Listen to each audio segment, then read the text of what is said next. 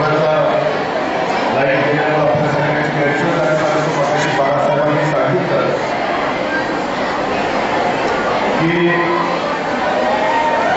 23 जून ते 29 जून हा ऑलिम्पिक दिन आणि ऑलिम्पिक सप्ताह म्हणून आपण साजरा करतो. आज सकाळी आपण शनिवार वाड्यावरून ऑलिम्पिक जाऊन त्या ठिकाणी सुरू केली आणि त्याचा समारोप आपण एसटी कॉलेजला त्या ठिकाणी केला. आज इथं आल्यानंतर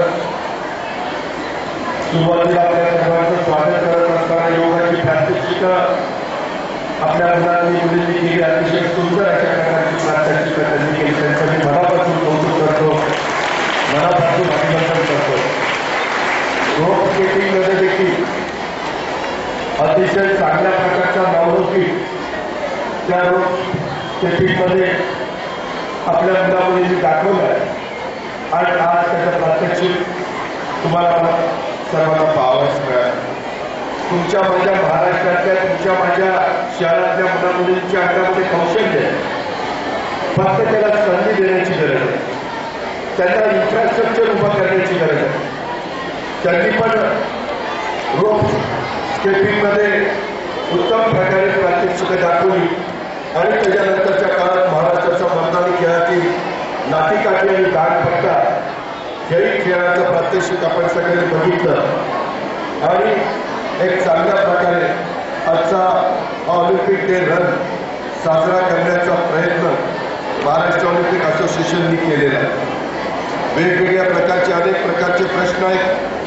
नेहमीच महाराष्ट्राने आणि देशाने देखील ऑलिम्पियन आणि राष्ट्रीय पुरस्कार विजेत्यांचा सन्मान केलेला आहे, त्यांना प्रोत्साहन दिलेलं आहे.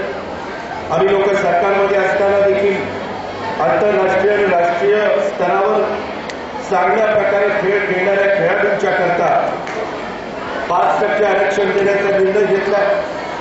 आपण इन्फ्रास्ट्रक्चर सगळ्या जिल्ह्यामध्ये, सगळ्या विभागामध्ये आणि सगळ्या तालुक्यामध्ये आपण करतोय.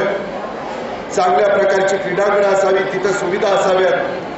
आत्ताच मला बोलत असताना मिश्राजी सांगत होते, जे महासचिव आहेत त्यांनी मला सांगितलं, राजेश कुमार मिश्रांनी, आता काही विद्यार्थ्यांना ऑस्ट्रेलियाला पाठवायचं. देशामध्ये जेवढी राज्य आहेत त्याच्यामध्ये सगळ्यात चांगलं काम हे महाराष्ट्रामध्ये चाललेलं आहे, असा त्यांचा उल्लेख त्यांनी मला केला. परंतु अजूनही त्याच्यामध्ये खूप काम करायचं. तुमच्या माझ्या देशाची लोकसंख्या 120 कोटीपर्यंत गेलेली आहे. स्वर्गीय खाशाबा जाधवांनी त्या काळामध्ये आपल्याला एक मेडल मिळवून दिलं, परंतु साधारण 6 माणसांच्या जगामध्ये एक माणूस भारतीय, एवढं प्रमाण मोठं असताना पण, एवढं आपलं लोकसंख्या असताना पण, ज्या प्रमाणात तुम्हाला मला माझ्या देशाला, आपल्या देशाला पारितोषिक मिळायला पाहिजे त्या प्रकारे तेवढ्या मोठ्या प्रमाणात मिळत नाही.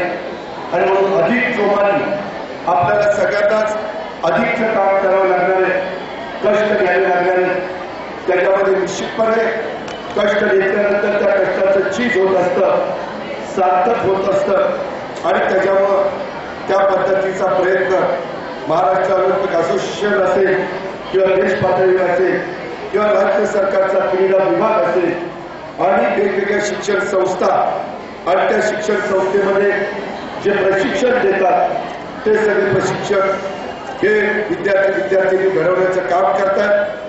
मला आजच्या दिवशी एवढंच आपल्या सगळ्यांना सांगायचं आहे की आपण अधिक चांगल्या पद्धतीनं काम करू, सातत्य टिकवण्याचा प्रयत्न करू आणि ऑलिम्पिकमध्ये देखील पारितोषिकांची संख्या असेल किंवा त्याच्यामध्ये एशियाड असतील, वेगवेगळ्या प्रकारच्या स्पर्धा असतील, त्या स्पर्धेमध्ये पण आपल्या तालुक्याचा, आपल्या राज्याचा, आपल्या शहराचा नावलौकिक वाढवण्याच्या करता सगळे मिळून प्रयत्न करू.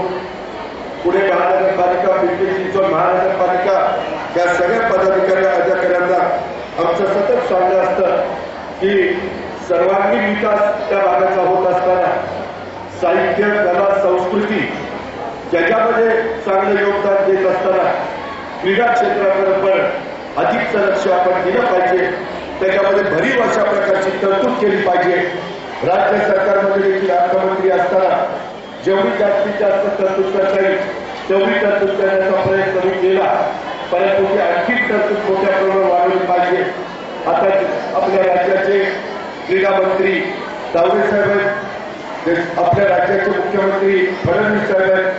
जरूर आम्ही उद्याच्या येणाऱ्या अधिवेशनामध्ये हा मुद्दा त्यांच्या कानावर घालू आणि त्याच्यामध्ये कुठल्याही परिस्थितीमध्ये मुलांना मुलींना स्वतःचं खेळाचं सातत्य टिकवण्याच्या करता, प्रावीण्य दाखवण्याच्या करता जे काही आर्थिक पाठबळ लागतं ते आर्थिक पाठबळ हे क्रीडा विभागाकडनं अधिक मिळवून देण्याच्या करता आम्ही सगळेजण प्रयत्नाची शिकस्त करू अशा प्रकारची ग्वाही मी आपल्या सर्व सहकारी मित्रांना देतो. सर्व विद्यार्थिनींचं आणि आजच्या या ऑलिम्पिक डे रनमध्ये ज्यांनी सहभाग घेतला त्या सर्वांचं मी मनापासून स्वागत करतो.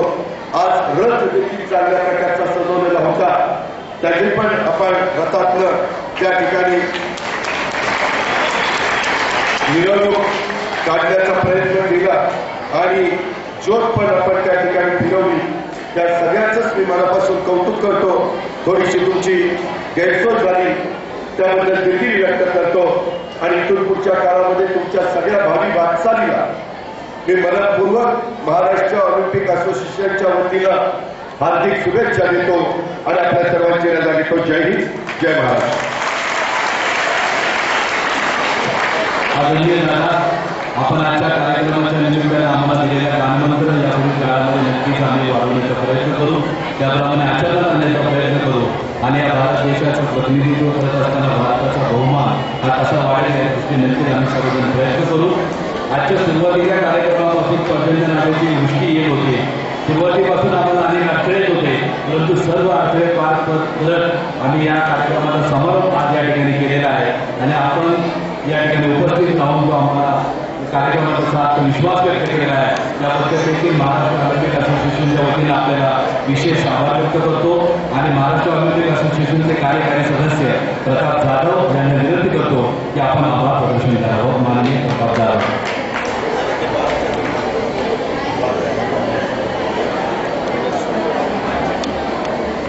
आजच्या या महाराष्ट्र ऑलिम्पिक डेच्या निमित्तानं या ठिकाणी जो उपक्रम आपण महाराष्ट्र ऑलिम्पिक असोसिएशनच्या वतीनं आपल्याला या उपक्रमासाठी सर्व महाराष्ट्र